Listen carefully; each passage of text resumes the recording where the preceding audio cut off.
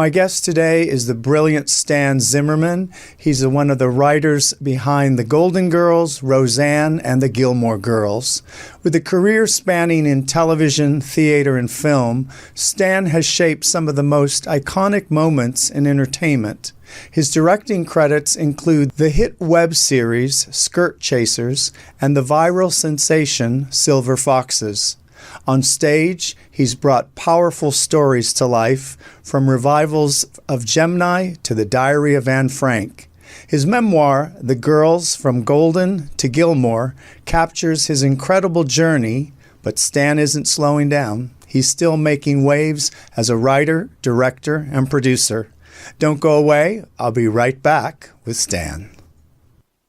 Hello, Stan, and welcome to the show. Hi, thank you for having me. Good. You know, your career has... It's long and exhausting. Yes. But, you know, I think you worked with some of the most iconic people, which is a feat in itself. And you've interviewed many of them. And I've interviewed many of them. What was the catalyst? I know you grew up in Michigan, in the suburbs of Michigan. 10 Mile, if you know the movie 8 Mile. Right. It's just a little bit wider and north. What was the... I mean, when you were a kid, were you watching TV or was I was obsessed with television. Really? I memorized the TV guide. Okay. And I became like a human TiVo for my family. So I would figure out which shows each person would like. And I would scream, "It's on!" And they would come running in. And they trusted me completely. Like, you don't want to watch this one. My brother, you're like Lost in Space. That was his jam, or Superman. And my sister, you know, was probably cartoons or something like that. So I know you were in New York first, and then you came out to Los Angeles with your co-writer that you... Jim Berg. Jim I Berg. came out first. He was not quite ready yet. Oh, okay. He had a boyfriend in an apartment with exposed brick, and I was just sick of being poor in New York, and I was working in casting, and I had just always dreamed of coming to Hollywood. Okay. When I was 13, my parents said for our bar mitzvahs, each one of the kids got to choose to go anywhere in the world. Where did I choose? Los Angeles. Hollywood. Crazy, right? Yeah. But I just always had it in my sights. I had a weekly variety subscription sent to my house when I was a kid, and I would memorize every Broadway show and what theater it was at. I was obsessed. I actually created my own TV network in my bedroom at 12 years old, and I programmed 7 days a week of TV shows. And of course, I gave Lily Tomlin her own weekly variety show because she's super talented, and got the chance to tell her that I had done that. Right. She was very grateful. Yeah. Right. You know, as you're, moving along the way, what was the one catalyst of the person you said, that is what I want to do? Some people, if they're an actor, they say it was, De Niro, it was Scorsese, or was there anyone that you knew that I would love to have a career like that? Nobody. A combination of people. Lily Tomlin was somebody. Right. I thought I was going to be an actor, and then I started auditioning out of NYU in New York, and I was so nervous my face literally was shaking at auditions, so I thought maybe that's not my path. I was very imaginative, but I didn't think I could be a writer because I wasn't a reader, but I loved the Dick Van Dyke Show, and I thought, I love that they can sit around with a woman with a cute little black bow in her hair and just eat and drink and make each other laugh. So I thought that could be fun. I loved theater. So I've kind of took all that combination and stirred it into a pot and created me. Good. Was there any kind of spiritual, let's say, throughway or almost a segment in your life that you felt this was epiphany? Some people hit bottom, some people, they think this is not what it really looks to be for me now. Or what was the spiritual growth? Because I know as you go in Hollywood, you get a lot of awakenings with people. Hopefully, yes, and things like that. Or you don't, and you end up at Betty Ford. But for me, luckily, my writing partner Jim Berg was a very spiritual person, and he introduced me to spirituality, and I didn't know anything about that, and I kind of came from New York thinking you had to be, kind of bitchy and witty and dark. It's like you can be all that and be spiritual at the same time. It was also during the height of the AIDS crisis, but he introduced me to people like Louise Hay, and I got all of her books, and that changed my life. Doors opening, doors closing. So we would all go to those. And then the early days of Marianne Williamson, a group of friends, we would go down to, I guess it was like in a church on Hollywood Boulevard. Hollywood Boulevard, the Methodist church. Yes, we would go there. Oh, no, it was the Episcopalian church. It was some church of note. And then we would all go out to dinner and just discuss like what we just had heard. And I had never really heard that.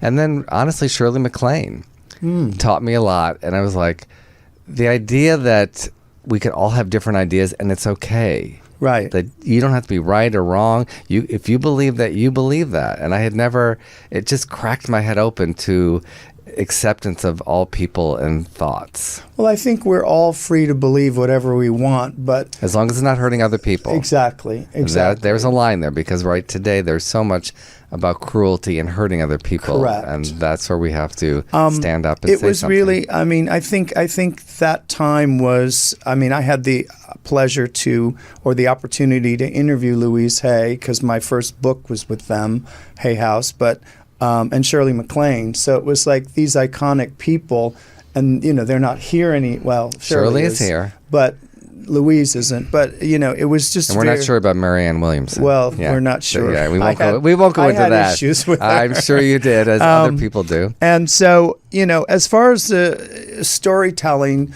in your work, do you ever use what you learned in your healing? Of course. It just seeps into everything.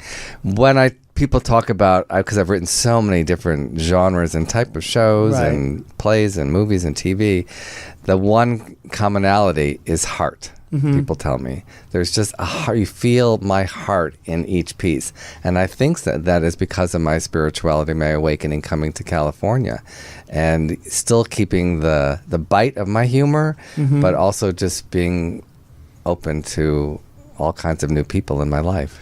Did you find that when you first started that there was every time you sold something, there was a confidence builder, but was it always your mission that you were putting work out at a high frequency, and not necessarily everybody buys it yet? I think it was my Midwest upbringing of just working really hard, and the idea that my parents instilled in me: if you work hard, you will succeed. Also, my writing partner just was into this creative visualization.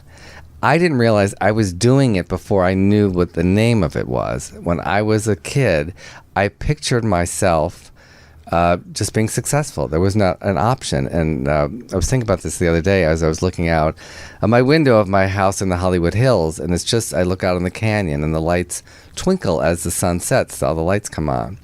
When I was doing a science project, I don't know, maybe third, fourth grade, I didn't care about science at all, but I wanted to make a diorama. And what I made was hills with lights coming on as the sunset. It's like the beginning of a Spielberg movie, right? Yeah, exactly. I saw that vision, and then I'm getting chills now where it's just freezing cold in here. But I must have visualized that, and Absolutely. I created that house. And I would tell my little sister as I'm tucking her to bed, one day I'm going to have a mansion in the Hollywood Hills. It's not a mansion, but it's it's a nice house. I think that's important to have that idea, and and there wasn't anybody that was going to get in the way of that idea. I don't know where I had that odd sense of confidence. Well, you already started your network when you were 12. Yes. It's similar when I spoke to Belinda Carlisle. She said, when I was 12, I would come home and I had a box, and I would say, I'm going to be an international rock star. She had leaves, rocks, and all this stuff. But look what happened. So I think it's predestined in some ways. So what you did was you're living your, and I think, when we all have an intention, or we have that, let's say, visualization of this is what I want to do, you attract it in some way. If you're open to it without having stress or anxiety or fear, it comes. Well, then we came up with this philosophy. I just call it taking fear off the table. Mm-hmm. So I was in a car going to some event with the great actress Swoosie Kurtz. Mm-hmm. She was guesting, did an arc on a sitcom I was doing, and I was her date or plus one, or the person that held her purse while she did the step and repeat line, basically. And she said, how do you do it week after week on a sitcom? I'm like, how do you do it? You're in Tony Award-winning shows. And she was talking about being on House of Blue Leaves at Lincoln Center. And she said she didn't know what she was doing until the day before it opened. But she says, how do you, every week you have to figure it out. And I just said to her, we decided a long time ago, take fear off the table. We know when we start that week, we have a fresh script. At the end of the week, it's going to be a brilliant script. But some people like to live through that fear and the tussle and all that. I think that's why people say, why are you always so calm? Because I'm not living, I don't enjoy Correct.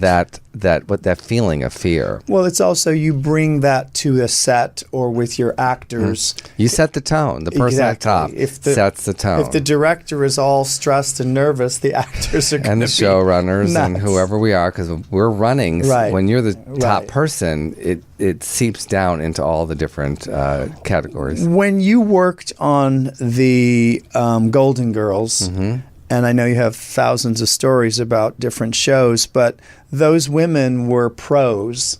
And what was that like, your first, let's say, script that you sold when the run through and the camera blocking and watching it come to life? That was probably a big wow moment. Yes, we had been briefly on a TV show that didn't last long, but luckily Golden Girls wasn't our first foray into it.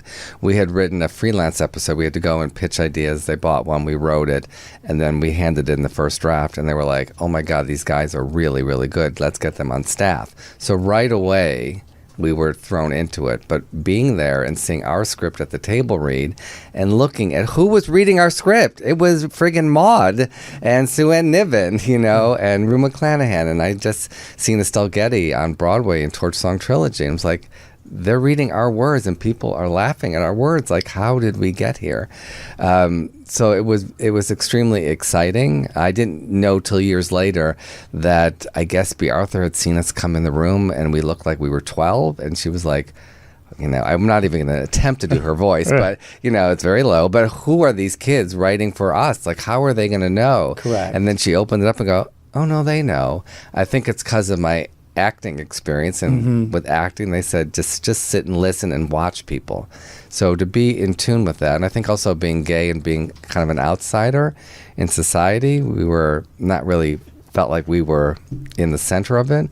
So I kind of got to watch how everybody reacted, and then like when you could pick your spot in the classroom, I like to be near the door so I could leave, but in back so I could watch kind of everybody and take it all in. Excellent. As far as your intuition, do you trust a lot of that in your work when you're writing something, or is it just basically you're feeling something and you say, you know what, I need to explore that? Or does it just come to you? Do you meditate? Do you do some kind of exercise? It comes with water, oddly. Water? Water. I don't know why. Either washing dishes or like swimming in the pool. So sometimes with my writing partner, we get stuck on something. He says, I'm going to leave. You go swimming. And I'll get in the pool. And then all of a sudden I'll be texting him at the side of the pool. Oh, I figured it out. There's something very calming about warm water that just kind of centers me. But I also think it's just pushing away all the chasarai. I don't know if you're Yiddish or not, but pushing away all the noise and just going to what you feel and what you see. And I've just had always this sense of, and ideas always were popping in my head. And the more you do it, the more you trust, like, oh, that seems to be working out, or people are responding to it, or people are laughing at it. If you analyze it too much, sometimes I just stop and go, why is that funny? Why are you laughing? Why do we make that guttural sound? I just always known how to put words in a certain order. Well, I think you also understand the voices of the actors when you have someone in mind, or it just flows. when it's on. Of people. It's not Correct. just actors. I'm just very attuned and take in people's, how they feel. I'm very sensitive about that. So I think I'm always watching and looking and seeing and observing and writing and taking notes. And, people in my family say, watch what you say in front of him because somehow it'll end up somewhere. What places in the world have let's say, a core, let's say, power spot for you when you visit there? Sunsets. I know it's so romantic because I'm like on the dating game, but warm nights and sunsets. I used to have a place down in Laguna on the water, and I would just go and sit on this rock and watch the sunset.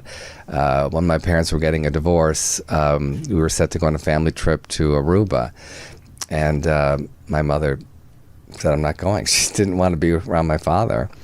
And I would leave my brother, and my father and I went, and I just would go by myself and just sit on the sand and look at the sunset. And then I was I guess that year in Temple, we had an art class, and they said, do a religious painting. And I painted me sitting out on a beach watching a sunset. And they're like, that's not religious. And I said, yes, it is. I'm praying sitting there. Right. They didn't understand at that time what that spirituality, that you can pray anywhere, and I was so young and that concept wasn't really in my sphere at the time, or must have been, because that felt godly or worldly or whatever, you want to pray to. What was the most... sometimes when you come to Hollywood, you meet your idol or you meet someone.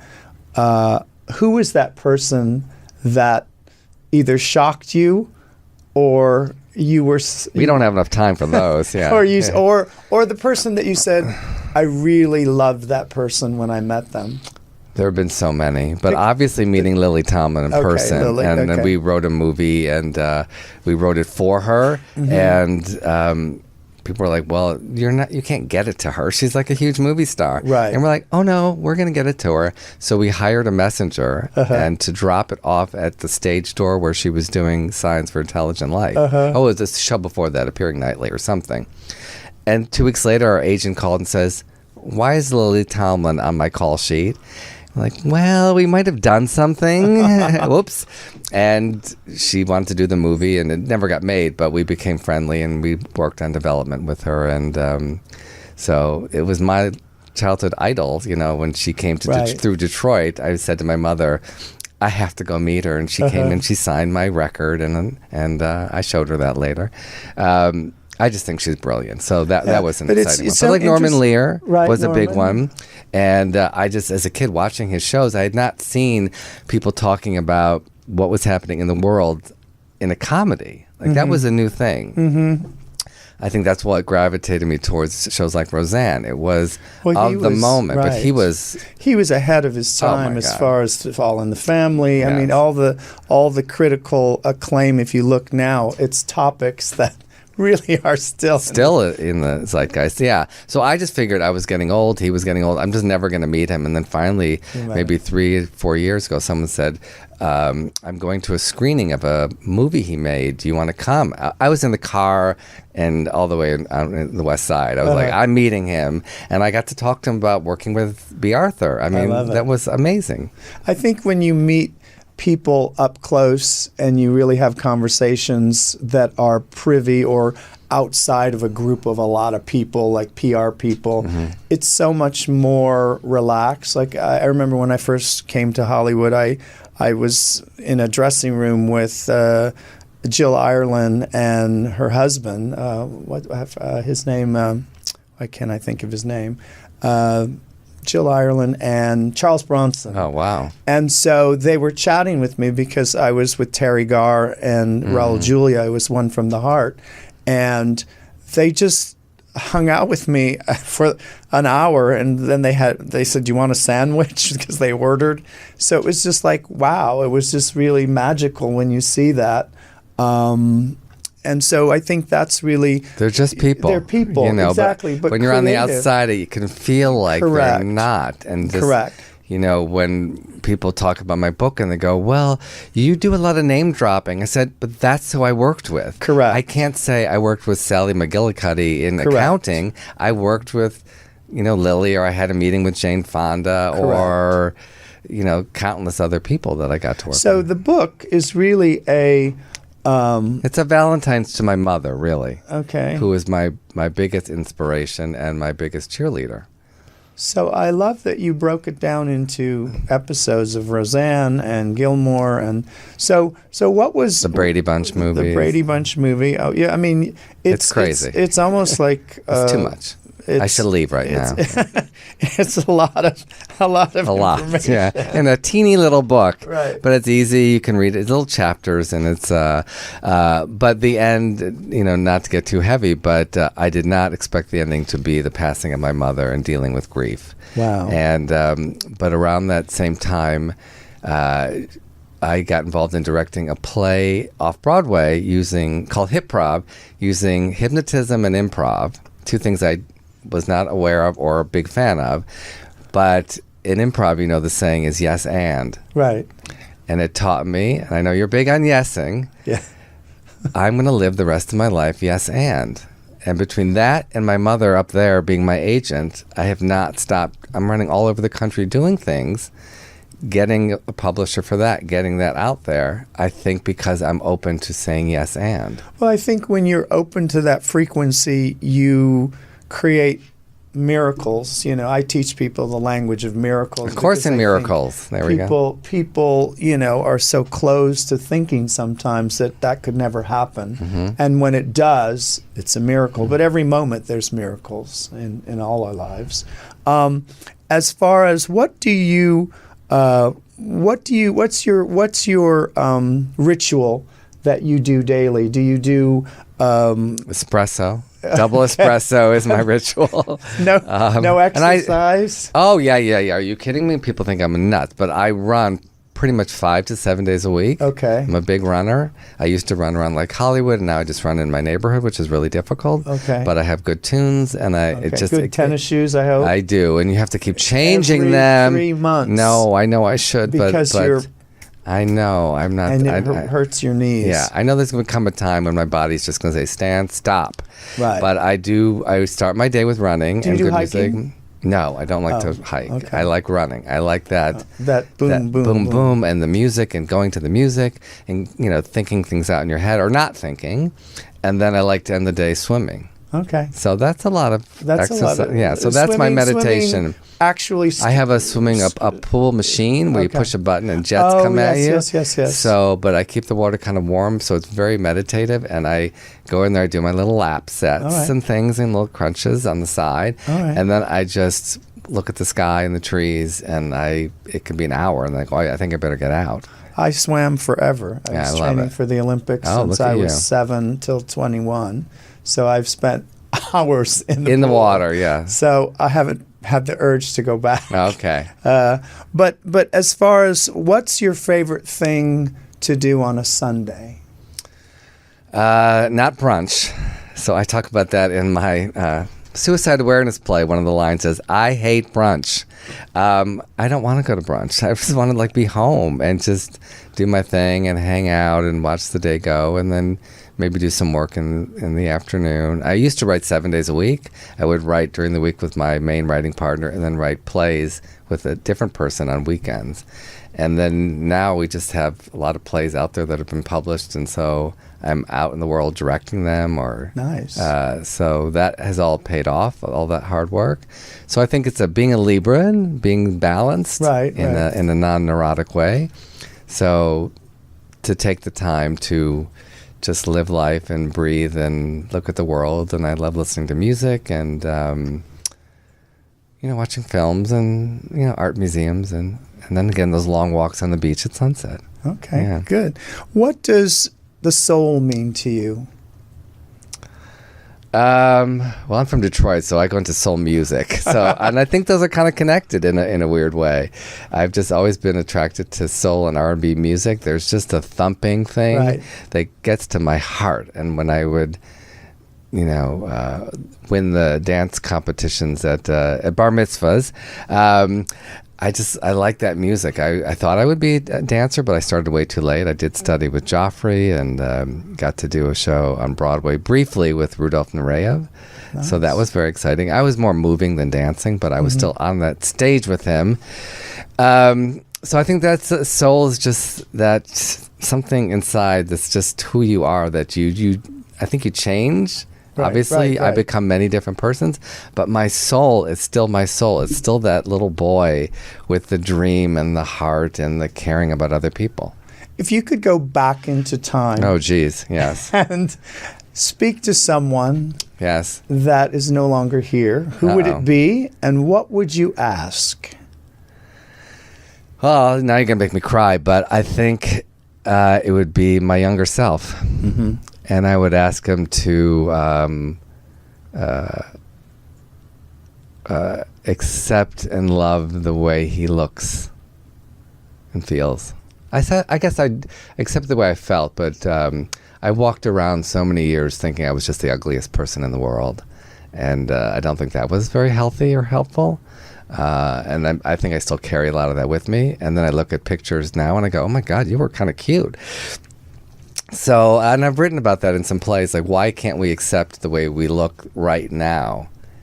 Right. You know, right. I think that's kind of an interesting idea. I think part of our lesson in this life is to learn to love ourselves and accept ourselves no matter what. Mm-hmm. And however that unfolds as an onion throughout the years, we become, I call it spiritual warriors, where we actually go out into that world now and say, here we are. Here's Stan, you know. And that's why I've been doing a lot of teaching. And right. with high school students or just acting classes and audition workshops, you know, teaching something I couldn't do. It's great because you talk. I just spoke to a bunch of actors the other night, and it was 21 to 24. And, you know, they don't have that core of confidence about who they are. They're still trying to, I should be this, I should be that. No, I talk be about in yourself. classes. Yes, I you say have that. to be the essence of you because that's what creates. That's what we want as a Correct. writer or producer. Correct. I want to know what makes you special. Don't be Correct. what somebody else is. I also talk about, because I'm a visual person, I say walk towards success. And on the back wall, really put the word success and walk towards it. What gets in the way or who gets in the way? Correct. And talk to those people. It could be a teacher, it could be a parent. Most likely, it's yourself. Correct. And say, thank you for getting me here. Now, Correct. step aside. I've got somewhere to go. When you leave this experience, how do With you you today, I'm How going do to you- go hop, skipping, and jumping to Trader Joe's, get my little food. Now, how do you want to be remembered when you leave this experience Of life? Of life. How do I want to what? How do you want to be remembered? Stan was. That's going to be Stan is. Stan Luckily, I'm so lucky to be with my craft. I have things that live. Golden Girls, oddly, those shows, it's the 40th anniversary of the premiere of Golden Girls. I was there season 1, 25 years of Gilmore Girls. Those shows live on and are still touching people. So I'm so fortunate to be a part of that is going to continue even if I'm not physically here. And that's very powerful to know. Now, I know you have your writing retreat in Spain. Yes, I've done it in France for 2 years in a 14th century castle. I'm just a mentor there. Someone else has started this retreat. And this year it will be in Spain in September. All right. Yes. What part of Spain? Near Barcelona, Okay. Girona?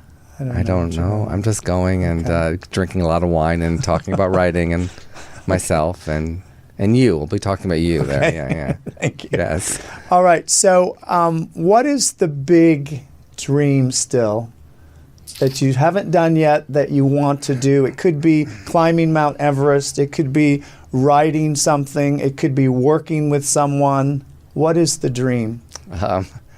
Meryl Streep is obviously everybody's dream. I'd love to work with her, but Okay. I would love to direct or have one of my plays on Broadway. Okay. I think that's still out Well, there. let's put the intention. Oh, it's out. It's intended. Okay, Yes. good. But more than that is traveling the United States with my suicide awareness play and knowing that I'm out there provoking discussion about this subject and saving lives along the way. And that has just kept expanding into city after city after city with or without me. So Nice. that's a goal. I just want that to get bigger and bigger. Excellent. Well, thank you for spending this time with me. I know we didn't get to a lot of core issues. What did we get to? But I think the essence is it's just about love. That's all there is. So I feel like there's a song in there, but I'm not going to sing it because I can't sing. Okay. So. Well, thank you for coming Thank you for today. inviting me. All right. I'm Gary Quinn. Thank you for joining me on another episode of Ready, Set, Live. Until next time, be well.